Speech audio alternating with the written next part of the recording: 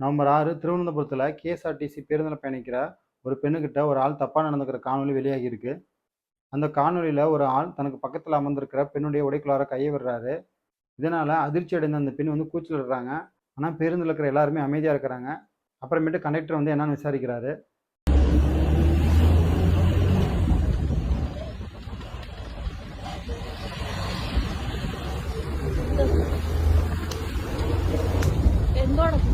എന്തോ കാണിക്കുന്നത്? വീട്ടിൽ അമ്മയും മകന്മാരൊന്നും ഇല്ല നമുക്ക്. എന്ത് വൃത്തിയായിട്ട പരിപാടി കാണിക്കുന്നതെന്ന് അറിയോ? ബസ്സിൽ ഇരുന്ന് ഇങ്ങനെയാണ് ഒരാളടുത്ത് പെരുമാറുന്നത്. ഇത്രയും പേര് നോക്കിക്കൊണ്ട് നിൽക്കല്ലേ. തനിക്ക് വീട്ടിൽ അമ്മയും മകന്മാരൊന്നും ഇല്ലേ? നാണോ ഉണ്ടോ? ഇയാളെ മര്യാദക്ക് ഇറക്കി വിട്ടോ, അല്ലെങ്കിൽ പോലീസ് സ്റ്റേഷനിലോട്ട് നേരെ വണ്ടി വിട്ടോ. അതായിരിക്കും നല്ല. മുഖം ഉൾപ്പെടെ സോഷ്യൽ മീഡിയയിൽ എടുത്തത്.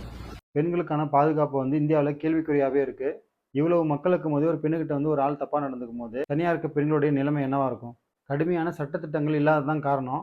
இதே மாதிரி தமிழ்நாட்டில் குழந்தைய ரேப் பண்ண ஒருத்தனை நீதிமன்றம் ஜாமீனில் விடுவிச்சிருக்கு. அவன் அந்த குழந்தைய மட்டும் ரேப் பண்ணல, தன்னுடைய சொந்த அம்மாவே கொண்டிருக்கான். அவனை நீதிமன்றம் தண்டிக்காம வெளியில விட்டுருக்கு. இப்படி இருக்கும்போது பெண்களுக்கு பாதுகாப்பு எங்க இருக்க போகுது? மேலை நாடுகள் மாதிரி கடுமையான சட்டத்திட்டங்கள் இல்லாத வரைக்கும் இந்த மாதிரியான நிகழ்வுகள் தொடர்ந்துகிட்டே தான் இருக்கும்.